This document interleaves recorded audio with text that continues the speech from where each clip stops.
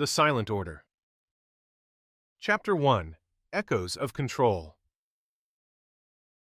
The hum of the generators buzzed through the walls, a sound so constant it had become part of Nora's mind.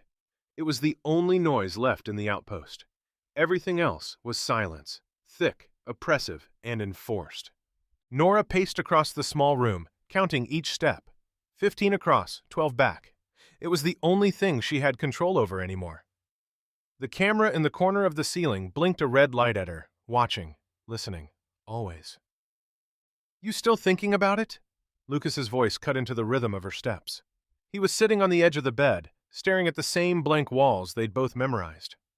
Nora stopped mid-stride, glancing at him. "Thinking about what?" He let out a short, humorless laugh. "Don't play dumb. You know what." "I haven't decided," she said, crossing her arms. "And stop asking." "Nora." He stood up, his voice dropping to a whisper. "We don't have time for you to keep putting this off. You know what today is." "I know what today is," she spoke through clenched teeth, trying to keep her voice low. She hated the cameras, the idea that every word, every expression could be caught, cataloged, used against her. "Do you?" Lucas stepped closer, his tone harsher now. "Because if you don't do something soon, they will. They won't just wait around." "Maybe waiting is the best option," she snapped back, turning away from him. Her gaze flicked to the small sheet of paper on the desk, the one they'd placed there for her to see every day. 4 simple words stared at her, a constant reminder of the choice she had to make. Obey or face consequence. Lucas followed her gaze. "You can't seriously be thinking of obeying them." Nora shook her head. "You don't understand." "No, you don't understand." His voice was sharp now, and he stepped closer, lowering it again, as if that would protect them from the ever-present ears of the Order. "If we don't act, they'll come for us. I know what they'll do." She cut him off, turning to face him. His face was drawn, pale under the dim light. She saw the fear in his eyes, the desperation. "You're not acting like it," he said, his tone softer now, but still brimming with frustration. He glanced at the camera, lowering his voice to a near whisper. "Do you think they're going to let us just walk away from this?" Nora stared at him, her arms tightening around herself. "And what do you think we should do? Just go out there and, what, fight? Against them? Against the Order?" "If we don't, who will?" Lucas's voice cracked, and he took a deep breath, his eyes searching hers for something, anything. "Nora, this isn't just about us." "Don't make this about something bigger," she muttered. "That's how people get killed." "They're already killing us!" He looked at her like she was the one who had forgotten. "Every day, a little more. You know that. You've seen what they do to people who try to stand up, And that's exactly why we can't just act rashly. You've seen it too, Lucas." Nora's voice was quieter now, the tension pressing into the space between them. "People disappear. They disappear either way." He lowered his voice even further, so low she had to strain to hear him. "I don't want to be one of them." Nora turned her back on him, staring out of the tiny window that showed nothing but gray sky and the cold, sterile landscape of the outpost. She hated how small it all felt, how small she felt. The decision weighed on her, heavier with each passing second. "Have you heard from them?" she asked suddenly, breaking the silence that had stretched too long. "From the others?" Lucas hesitated. "Not directly." Nora shot him a look over her shoulder. "What does that mean?" He ran a hand through his hair, his eyes flicking nervously toward the door. "It means they're still planning. Waiting for us." "Waiting for me," she corrected. "I'm the one who has to decide." "Yeah," he said softly. "You are." She let out a long breath, shaking her head. "And what if I decide we stay quiet? What then?" "You can't." Lucas's voice was suddenly filled with urgency, as if her words had triggered something in him. "Nora, listen to me. You can't choose silence. Not anymore." "And why not? It's kept us alive so far, hasn't it?" He stepped closer, so close that his breath brushed her cheek as he whispered, "Because silence isn't survival. It's surrender." She closed her eyes for a moment, the weight of his words sinking in. They both knew the truth. Silence only kept them alive until the Order decided otherwise.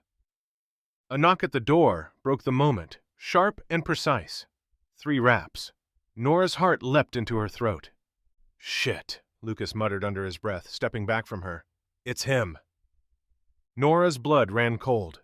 Commander Hale. He always came in person when the decision had to be made. "Go." Her voice was tight. "Now." Lucas hesitated, his eyes darting to the door and back to her. "Nora, are you—" "Go." He gave a quick, tight nod and slipped out the small door at the back of the room, just as the main door hissed open. Commander Hale stepped inside, his black uniform pristine, every button gleaming in the dim light. His eyes, cold and calculating, fixed on her immediately. "Miss Grayson." His voice was smooth, too smooth. "I trust you've come to a decision?" Nora forced herself to meet his gaze, even though her heart pounded in her chest. I need more time." "More time." Hale's lips curled into a small, humorless smile. "Miss Grayson, you've had 7 days. That is the time allotted by the order. I'm afraid your time has run out." "I just need to be sure," she said, fighting to keep her voice steady. He took a step closer, his boots clicking softly on the concrete floor. "The order does not offer certainty, only choices." Nora swallowed hard, her eyes flicking to the paper on the desk. Hale noticed. "Obey or face consequence." He repeated the words slowly, as if savoring each syllable. "It's not a complicated decision." "I know," she whispered. He studied her for a moment, his expression unreadable. Then he turned and walked toward the door, pausing just before stepping out. "I expect your final answer by the end of the day. No further delays, Miss Grayson. The order is watching." The door hissed shut behind him, leaving Nora standing alone in the oppressive quiet. The hum of the generators seemed louder now, almost deafening in the emptiness. Her hands shook as she crossed the room to the desk, staring down at the crumpled paper. Lucas's words echoed in her mind. "Silence isn't survival. It's surrender." She picked up the paper, crumpling it tightly in her fist. There was no more time. She had to act. Nora headed for the door, her steps quick, her heart pounding louder than the generators ever could. Chapter 2. Fractured Allegiances. The outpost cafeteria was as quiet as everything else, save for the low hum of the air vents circulating the sterile metallic air. Rows of gray tables, occupied by gray uniformed bodies, all eating their meals in perfect silence. The rules were clear.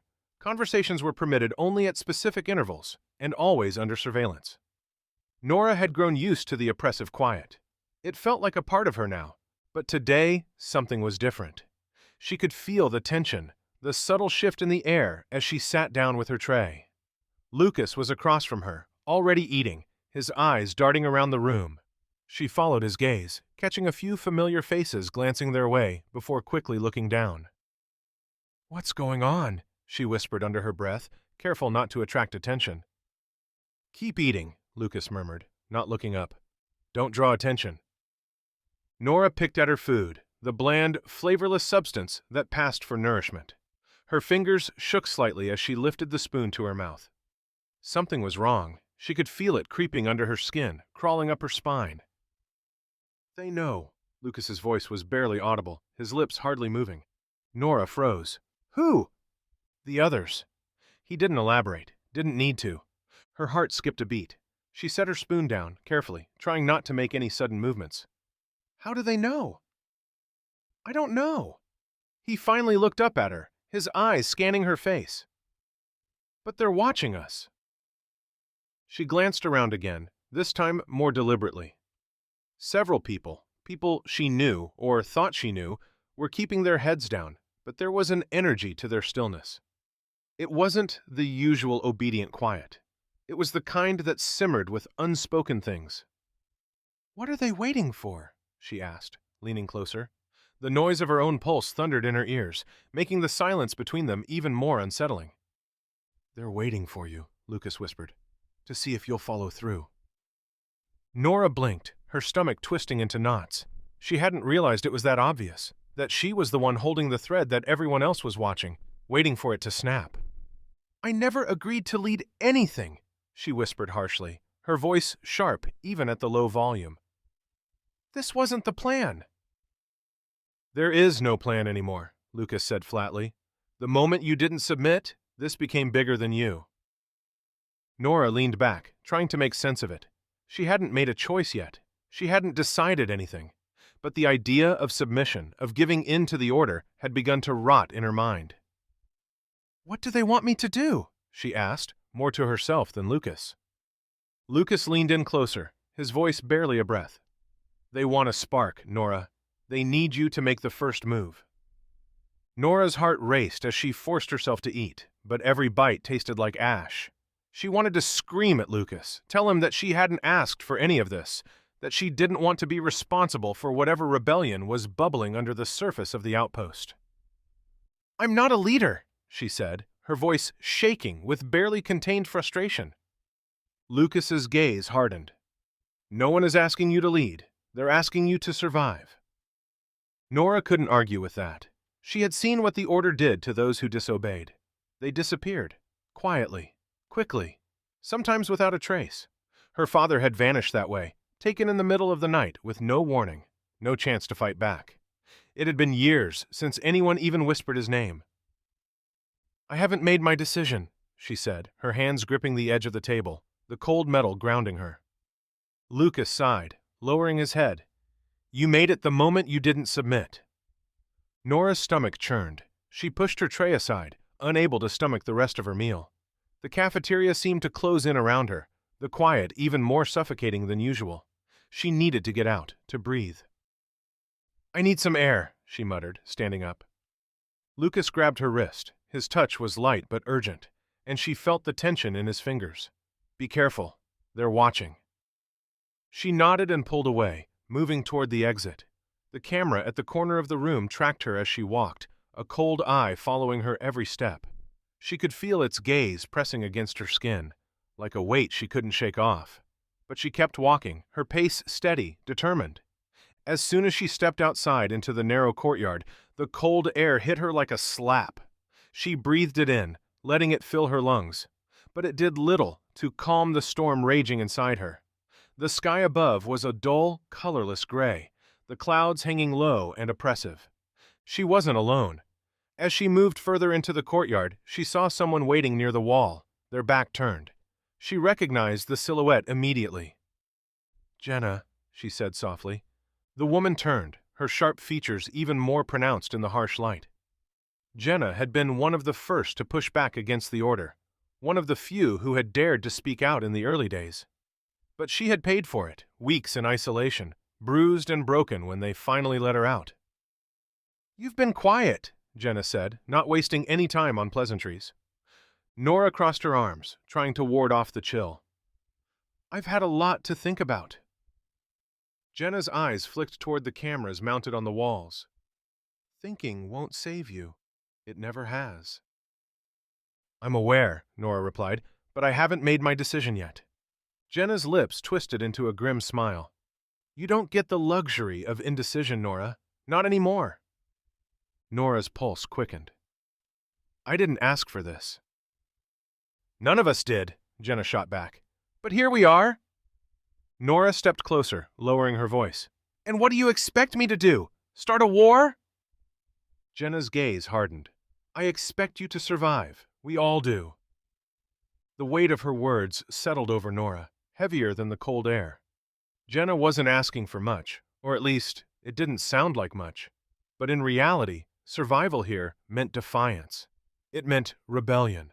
It meant breaking the silence that had kept them all in line. I'm not like you, Nora whispered, feeling the truth of it sting her throat. I don't have the courage to do what you did. Jenna's expression softened, just for a moment.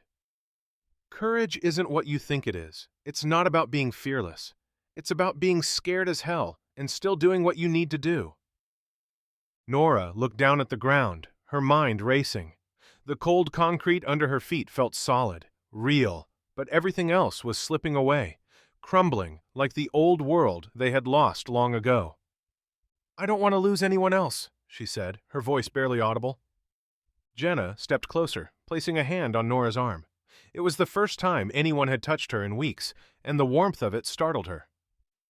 "If you stay silent, you'll lose everyone," Jenna said softly, "and you'll lose yourself." Nora swallowed hard, nodding slightly. Jenna squeezed her arm once, then turned and walked away, leaving Nora standing alone in the courtyard. The cold wind bit at her skin, but the weight of Jenna's words clung to her like a second skin. She looked up at the sky, the clouds thick and unmoving. The silence that filled the outpost was louder now, almost deafening. It was everywhere, woven into the fabric of their existence. Nora knew what she had to do. The question was whether she had the strength to do it. Chapter 3. Voices in the Dark. The storage room in Sublevel C wasn't much different from the rest of the outpost. Gray walls, cold air, and the ever-present hum of machinery. But here, in this hidden corner far from the eyes of the Silent Order, the air was charged with something else. Fear, hope, desperation. It was the closest thing Nora had felt to life in a long time. Lucas closed the door behind them, turning the heavy lock with a click. The small group huddled in the dim light, 5 of them now. Jenna stood to the side, arms crossed, her face shadowed, while Tomas leaned against a crate, his eyes flicking nervously toward the ceiling, as if expecting someone to break in at any moment. Marin, a woman Nora barely knew, was whispering something to Tomas, her voice trembling slightly. Nora stood in the center, her pulse racing. She hadn't wanted to be here, hadn't wanted any part of this, but it was too late now. She couldn't walk away. "This is all of us?" Nora asked, her voice barely above a whisper. Lucas nodded, his face tense. "For now." Jenna's sharp voice cut through the murmur. "It's enough." Tomas raised an eyebrow. "Enough for what? Getting caught? There's a camera just outside the door. We're sitting ducks in here." "We disabled it," Lucas said quietly, though his tone wasn't reassuring. "It won't catch anything tonight." "And what about tomorrow?" Tomas shot back, his voice rising. "What if they notice? What if they—" "They won't notice," Jenna interrupted, her eyes cold. "And if they do, we'll be ready."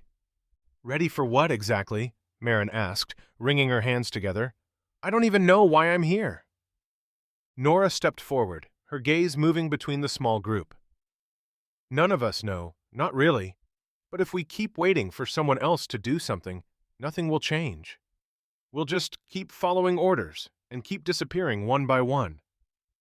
Marin glanced at Nora, her eyes wide. "You think we can actually fight back? Against them?" Jenna answered before Nora could. "We're not talking about marching into the heart of the Order and taking over. Not yet. But there are small things we can do. Small moves." Tomas scoffed. "Small moves? What, like sabotaging a camera? That's not going to stop them from tightening the noose around our necks." Lucas spoke up, his voice calm but firm. "We have to start somewhere. If we're smart, if we act carefully, we can gather more people, more resources. The Order's strong, but they're not invincible. They rely on fear and control, and if we chip away at that, piece by piece, we stand a chance." Nora's stomach churned. She knew Lucas was right. She had seen it herself in the way the Order operated. Fear was their greatest weapon. The moment you let it seep into your bones, you were as good as gone. "And what's the first move?" Tomas challenged, crossing his arms. "Because sitting in a storage room whispering about rebellion isn't going to get us anywhere." Nora took a deep breath, her eyes meeting Lucas's. He gave her a small nod, urging her to speak. She had to make a choice now, either retreat into silence again or step into the unknown. "We start by taking out their eyes," she said, her voice steady despite the fear gnawing at her insides. "The cameras, the checkpoints, every piece of surveillance they have in place to watch us. If we can make it harder for them to see, even for a little while, it gives us breathing room." Jenna grinned, a fierce gleam in her eyes. "Now you're talking." Tomas didn't look convinced. "And how do you suggest we do that without getting caught, or worse?" "We do it slowly," Lucas said. "One camera at a time, one system at a time. We don't move until we're sure we can pull it off without them noticing. It has to look like a malfunction, not sabotage." Marin's voice wavered as she spoke. "And what if they find out anyway?" Jenna's face darkened. "Then we're already dead. But we won't let it come to that. Not if we're careful." Tomas still looked unconvinced, but he didn't argue further. Instead, he shifted his gaze to Nora, his expression softening. "And you're with them? You're ready to risk everything?" Nora hesitated. She hadn't asked to be part of this, hadn't asked for the weight of other people's lives resting on her decisions. But after everything she had seen, everything she had lost, there was no choice left. Not really. "I'm tired of being afraid," she said quietly. "And I know all of you are too. We can't just keep pretending everything is fine while people disappear. If we don't do something, we're next. It's just a matter of time."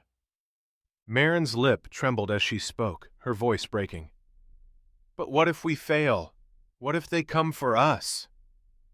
Nora stepped closer, her voice gentler now. "They're coming for us either way. We can either wait for it or we can fight back. I'm not saying it'll be easy or that we'll all make it. But if we don't try, there's no hope for any of us." Jenna's voice was sharp, cutting through the tension. "We've waited long enough. It's time to act." Tomas shook his head, running a hand through his hair. "This is madness, but if you're all in, I guess I'm in too. Not like we have much choice." Marin wiped at her eyes, taking a deep breath. "I don't know if I can do this." "You don't have to," Lucas said gently. "But if you're with us, we'll protect each other. That's the only way we make it through this." Marin nodded slowly, her fear still evident, but there was a flicker of determination in her eyes now. "I'll try. I'm scared, but I'll try." Nora glanced around the room, her chest tightening. This was it, their small, fractured group, held together by fear and necessity. It wasn't much, but it was all they had. "So what's the plan?" Tomas asked, his voice more serious now. Lucas moved closer to the group, lowering his voice even further. "Tomorrow night, sublevel D. We start with the security feed. Jenna's already mapped out the blind spots. We'll need to move fast and quiet." Nora's pulse quickened. This was real now. There was no turning back. "And after that?" Tomas asked. "We wait," Lucas replied. "We see if they notice. If they don't, we move on to the next target. If they do—" His voice trailed off, the implication hanging heavy in the air. Jenna's grin was back, fierce and unyielding. "Then we fight." Marin swallowed hard, but she didn't back down. Tomas shifted nervously, but gave a curt nod. Nora looked at each of them, feeling the weight of what they were about to do. "Tomorrow night," she said, her voice firm, "we make the first move." As the group began to file out of the storage room, Nora lingered for a moment, her hand resting on the cold metal door. Lucas waited for her at the threshold, his eyes studying her face. "Are you sure about this?" he asked quietly. Nora didn't hesitate this time. "I don't have a choice." He gave a small, tight smile. "Neither do any of us."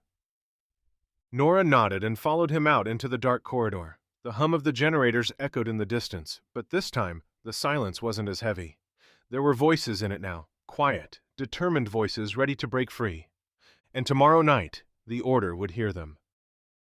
Chapter 4. The Gathering Storm.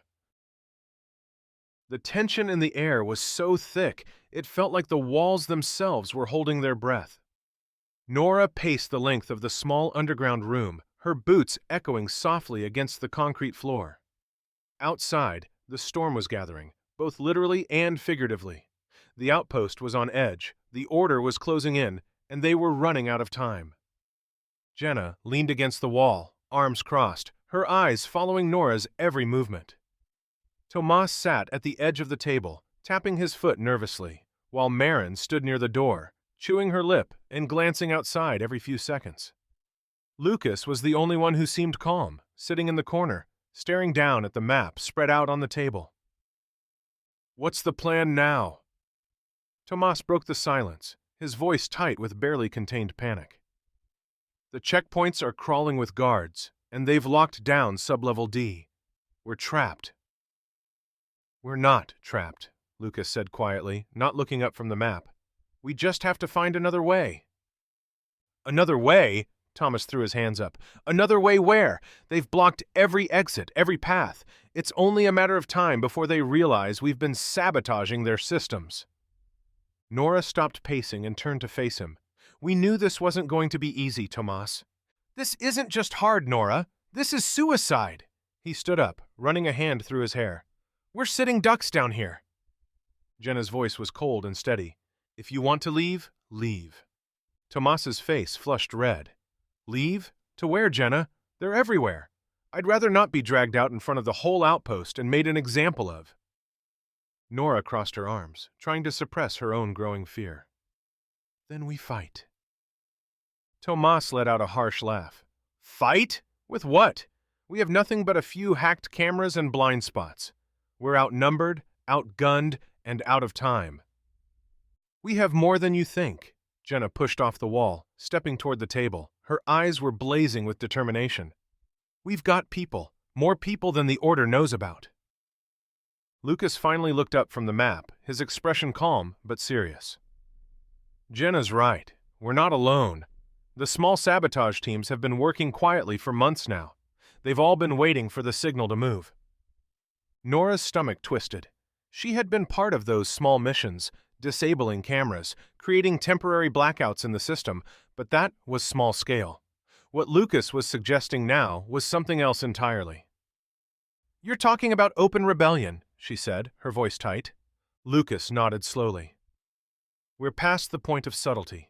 The Order's closing in, and if we don't act now, they'll crush us before we even get the chance to fight back. Marin, who had been silent the whole time, finally spoke up, her voice trembling. What about the others, the ones who aren't with us? What happens to them if we start a war? Jenna looked at Marin, her face softening. We're doing this for them, for everyone who's been too scared to speak out, the ones who've lost people, the ones who've been living under this regime for years. If we don't do this now, it'll never end. But the risk, Marin's voice wavered. We could lose everything. Nora stepped forward, her voice firm.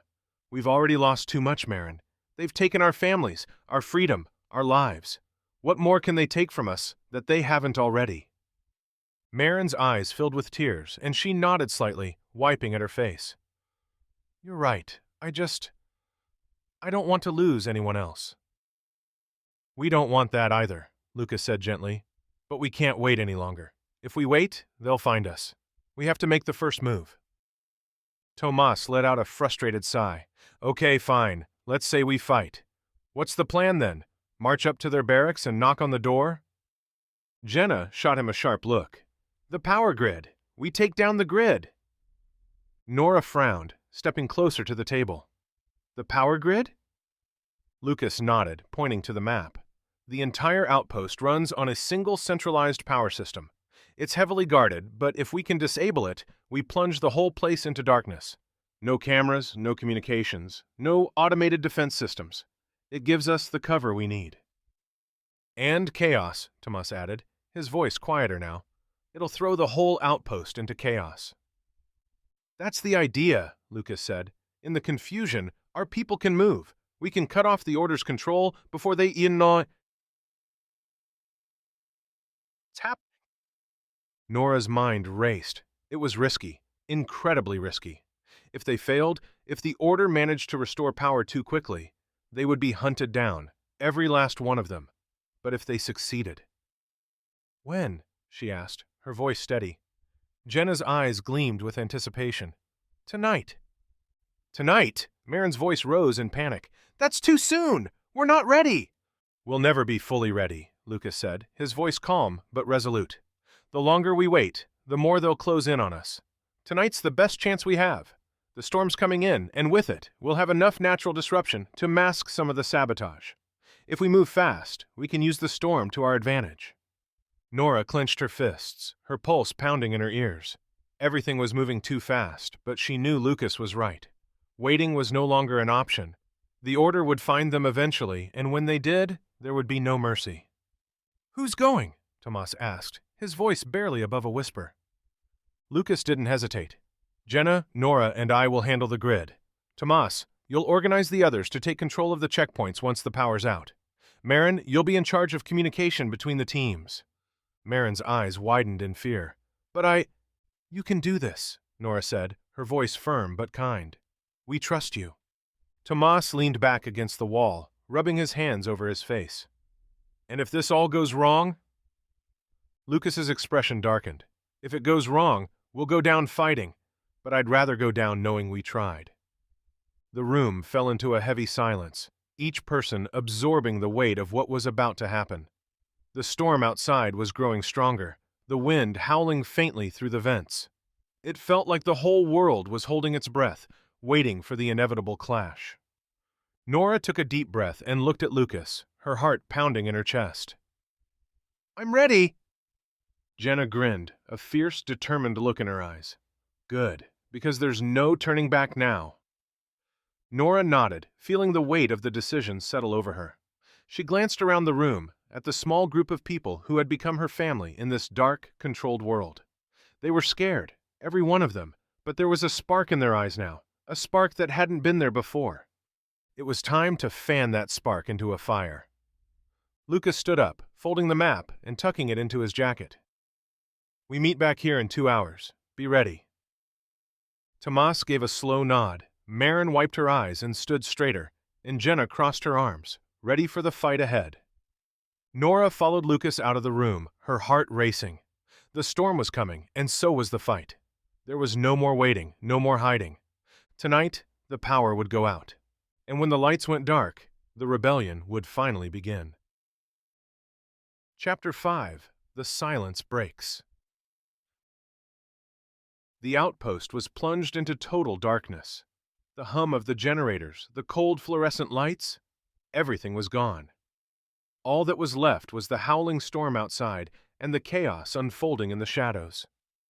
Nora crouched behind a stack of crates, gripping the metal pipe in her hands so tightly her knuckles turned white. She could barely see a few feet ahead, but the distant shouts of confusion were unmistakable. The guards were disoriented, scrambling to regain control. "It worked," she whispered, her voice barely audible over the wind. "We actually did it." Lucas crouched beside her, his eyes scanning the area. "It's not over yet. They'll regroup. We need to move fast." Jenna was on her feet already, her voice sharp and urgent. "We take them out while they're still in the dark. We don't give them time to recover." Nora glanced over her shoulder. "What about Tomas? He should have met us by now." "He'll be at the checkpoint. Don't worry," Lucas said. "We need to trust the others to hold their positions. Our focus is on the command center." Jenna shot a look at them both. "Enough talking. We move now, or we lose the advantage." Without waiting for a response, Jenna darted into the open, her figure barely a shadow against the blackened sky. Nora swallowed hard, her heart pounding as she followed. Lucas was right behind her, their footsteps muffled by the storm. Ahead, the lights of flashlights swung wildly, the guards moving in clusters, shouting orders. They had no idea where the attack was coming from. "We flank them," Lucas said, his voice low as they pressed themselves against the outer wall of the command center. "Jenna, you take the right side. Nora, you're with me." Jenna gave a curt nod, disappearing into the shadows. Nora felt the cold wind bite at her skin as she and Lucas crept toward the side entrance. The steel door loomed ahead, a heavy barrier between them and the heart of the Order's control. "We're really doing this," Nora muttered under her breath, more to herself than to Lucas. "We don't have a choice," Lucas whispered back, his hand resting on the door handle. "You ready?" Nora nodded, tightening her grip on the pipe. She could hear the guards shouting, their voices growing louder as they moved closer. "Let's go!" Lucas yanked the door open, and they slipped inside. The interior was pitch black, the emergency lights knocked out by the power grid failure. The only sound was the distant storm, muffled by the thick walls. Nora's pulse raced as they moved deeper into the command center, the weight of what they were about to do pressing down on her.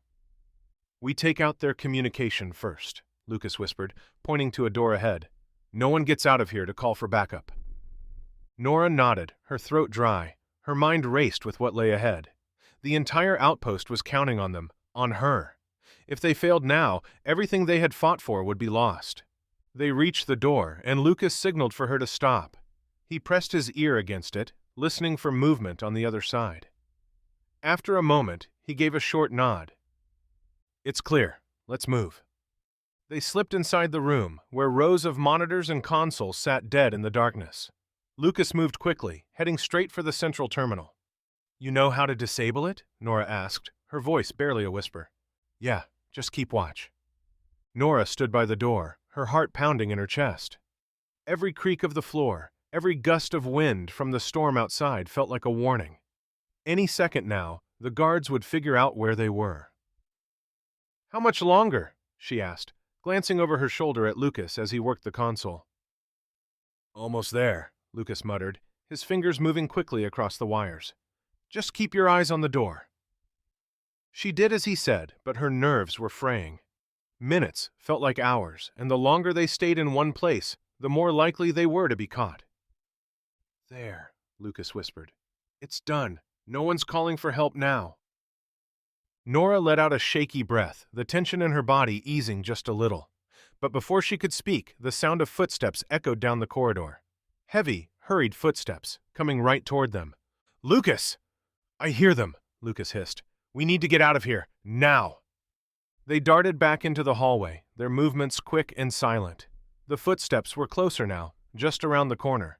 Nora's pulse raced as she pressed herself against the wall, holding her breath. The guards were talking in hushed tones, their flashlights cutting through the dark. We need to secure the command center, one of them said, his voice tense. The others are already down in sublevel D. What about the grid? Another guard asked. We've lost all power. The systems are offline. Forget the grid, the first guard snapped. We need to secure the checkpoint. If we lose control there, we're finished. Nora's heart leapt. Tomas, she thought. He was at the checkpoint. The guards were heading right for him. Lucas, she whispered urgently. They're going to the checkpoint. Lucas's face was grim in the dim light. We have to stop them. Nora nodded, gripping her pipe tightly. They couldn't let the guards reach the checkpoint. If the resistance lost control there, everything would fall apart. Follow me, Lucas said, and without waiting for a response, he moved quickly down the corridor, keeping low. They crept along the shadows, closing in on the guards. The sound of the storm outside was growing louder, masking their approach. Nora's heart pounded in her ears, adrenaline surging through her veins. Just as they reached the guards, Jenna appeared from the other side of the corridor, moving silently behind them. It was their moment. Lucas lunged first, swinging the metal bar he had taken from the storage room. It connected with the back of the first guard's head, sending him crashing to the floor. Jenna took out the second with a swift, brutal strike to the knees, followed by a quick jab to the throat. Nora's guard turned just in time to see her coming. He raised his rifle, but she was faster. She swung the pipe with all her strength, hitting him across the jaw. He went down hard, his flashlight clattering to the floor. Breathing hard, Nora stepped back, the pipe still in her hand.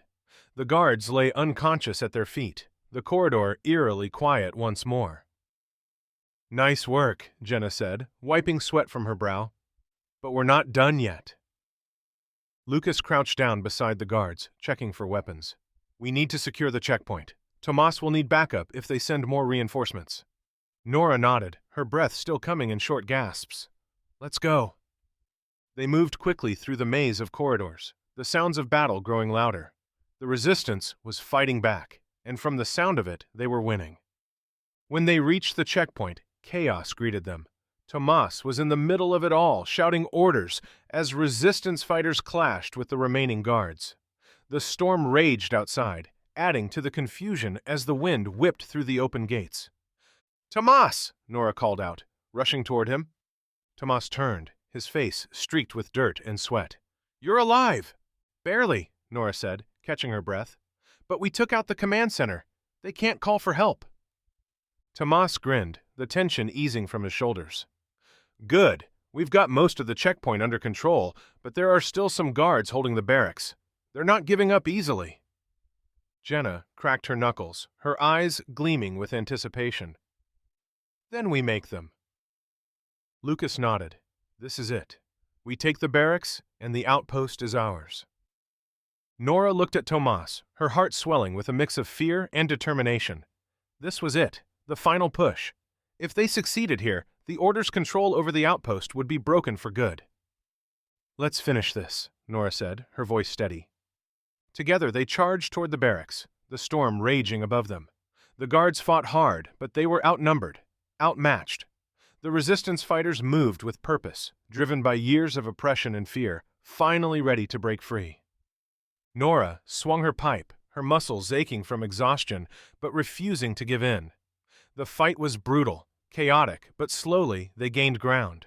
One by one, the guards fell, and then, as quickly as it had begun, it was over. The barracks fell silent, the last of the guards either captured or defeated. The storm outside began to subside, the wind dying down to a soft, eerie calm. Nora stood in the middle of it all, breathing hard, her hands trembling. She looked around at the people she had fought alongside: Lucas, Tomas, Jenna, and the countless others who had risked everything for this moment. "We did it," Lucas said quietly, stepping beside her. "It's over." Nora nodded, her throat tight with emotion. The silence that followed wasn't the oppressive, controlled silence of the Order. It was different, peaceful, free. Jenna wiped the blood from her lip, grinning. "Hell of a fight." Tomas chuckled, slumping down onto a nearby crate. "You can say that again." Nora looked up at the sky, the storm clouds slowly parting to reveal the first glimmers of sunlight. For the first time in years, the darkness was breaking, and for the first time, Nora felt hope. "We're free," she whispered, her voice barely audible. Lucas smiled softly beside her. "Yeah, we are." The silence had finally broken, and with it, the world was theirs to rebuild. Chapter 6: Aftermath and Awakening. The initial euphoria of victory quickly gave way to the daunting reality of rebuilding. The once oppressive halls of the outpost were now filled with the echoes of liberation, but the scars of the past lingered in every corner. Nora stood in the center of the command center, surveying the damage. Broken monitors, smashed consoles, and scattered papers were testament to the struggle they had endured. But amidst the chaos, there was a sense of possibility, a chance to create something new from the ashes of tyranny. Lucas approached her, his expression a mix of exhaustion and determination. "We need to secure the area and start organizing the survivors. There's still a lot to do." Nora nodded, her mind racing with plans and responsibilities. "We should set up a communication network, establish safe zones, and start documenting everything that happened. We can't let this power structure fall into chaos." Jenna joined them, wiping her hands on her pants. "I'll help coordinate with the other teams. We need to make sure everyone knows what's happening and what needs to be done next." Tomas was already busy organizing the fighters, assigning tasks, and ensuring that no one was left behind. Marin was working with a group of survivors, offering comfort and guidance as they processed their newfound freedom. As the day wore on, Nora found herself taking on more responsibilities than she ever had before.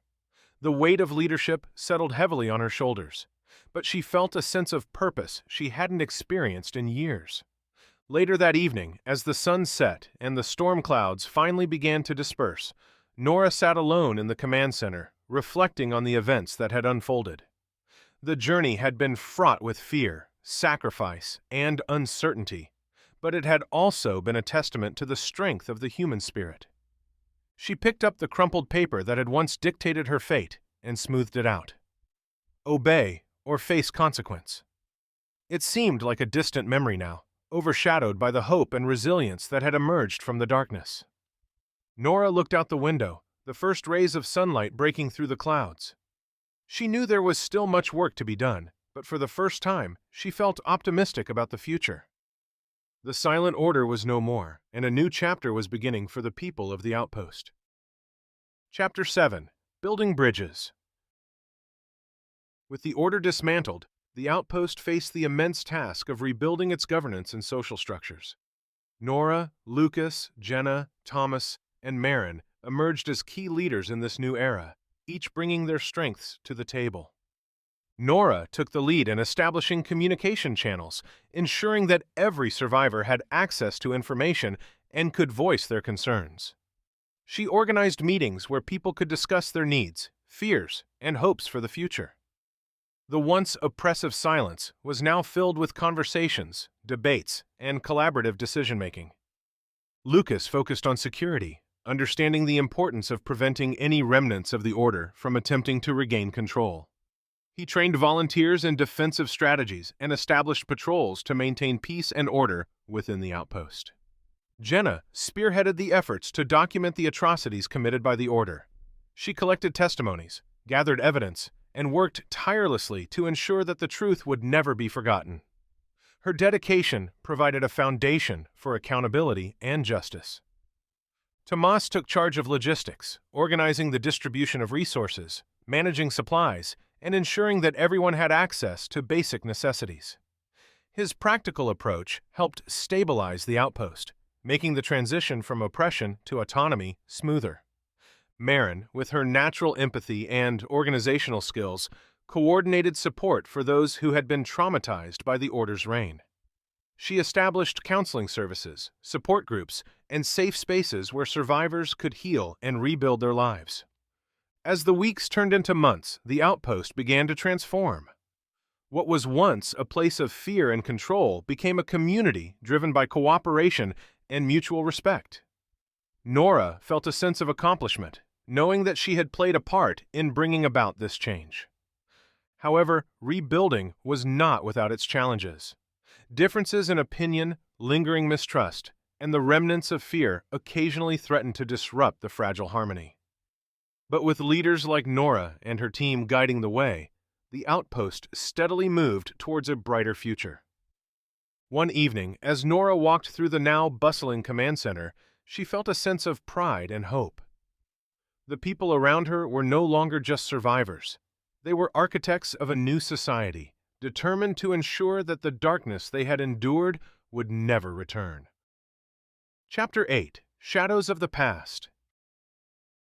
Even as the outpost began to heal, a darker undercurrent persisted, remnants of the Order that refused to be forgotten. Rumors spread quietly through the corridors, whispers of secret cells and hidden caches, of those still loyal to the old regime and eager to reclaim power. Late one evening, Nora sat at a makeshift table in the newly established command center, studying a report Lucas had just handed her. His eyes were grim as he explained, "There's been unusual activity near the old power grid. Signs of tampering and unauthorized entries suggest that some loyalists are still at work." Nora's stomach tightened. "We cannot let this fester.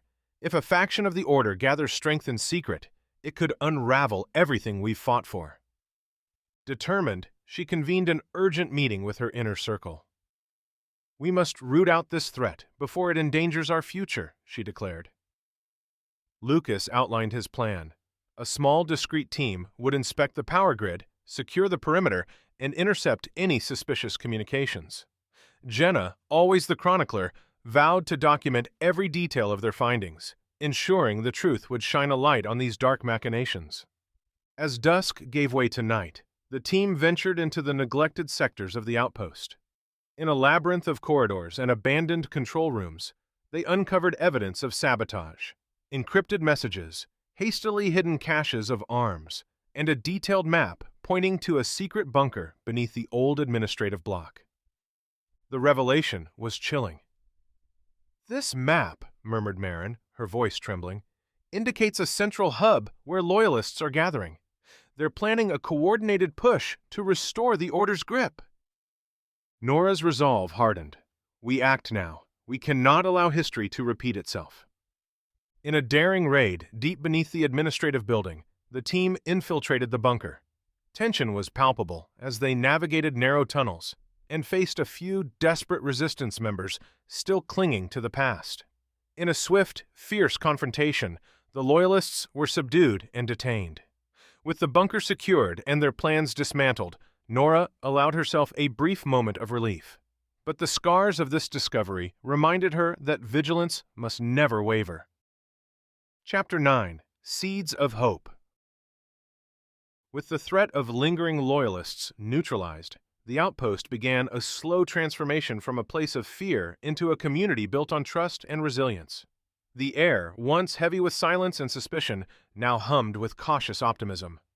Nora found herself immersed in the challenge of rebuilding. Every day, she met with groups from all walks of life, residents, former fighters, and even those who had never dared to speak out before. Together, they organized forums and workshops aimed at healing old wounds and laying the groundwork for a society that valued transparency and unity. At community meetings held in a repurposed hall, Nora listened as people shared personal stories of loss and triumph. "We've been given a rare chance," she said during one gathering, her voice steady and sincere. "A chance to build something that is ours, a society where every voice matters." Lucas, busy fortifying the outpost's defenses, also dedicated time to training new volunteers. His efforts ensured that while the community grew, it would never be caught off guard again. Jenna worked tirelessly to record the accounts of the survivors, creating a historical tapestry that honored both the pain of the past and the promise of the future. Tomas managed the reorganization of resources, establishing supply lines that reached every corner of the outpost. And Marin, whose gentle guidance had helped many cope with trauma, expanded counseling and support services, ensuring that no one would have to face their memories alone. As the days turned into weeks, the community's metamorphosis became evident. Children played freely in open courtyards, adults gathered in the light of newfound dialogue, and creativity blossomed where there had once been only fear. Every new conversation, every shared smile was a small victory, a seed of hope nurtured by the collective will to move forward. One morning, as Nora watched the community rise with the sun, she felt a quiet thrill of accomplishment. The outpost was slowly transforming into a vibrant beacon of resilience.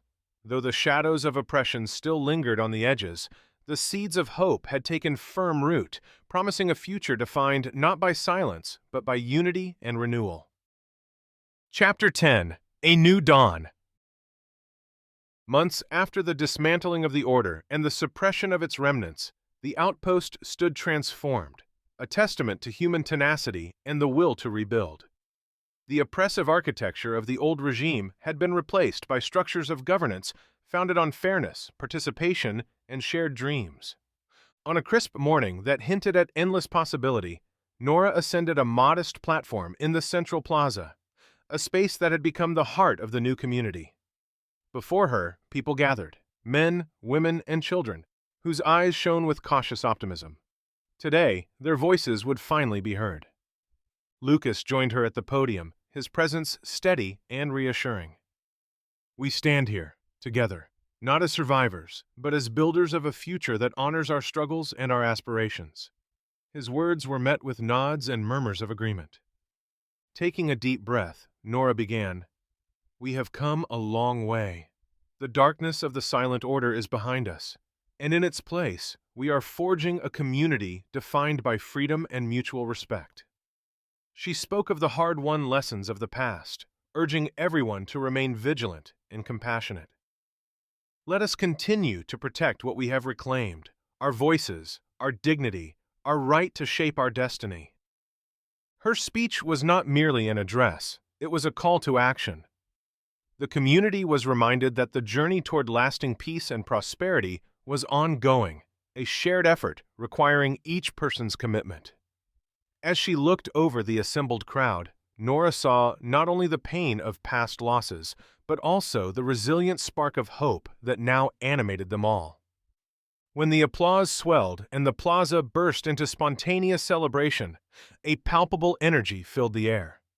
In that moment, the outpost was reborn, a community no longer defined by enforced silence, but by the harmony of diverse voices and the promise of a new beginning.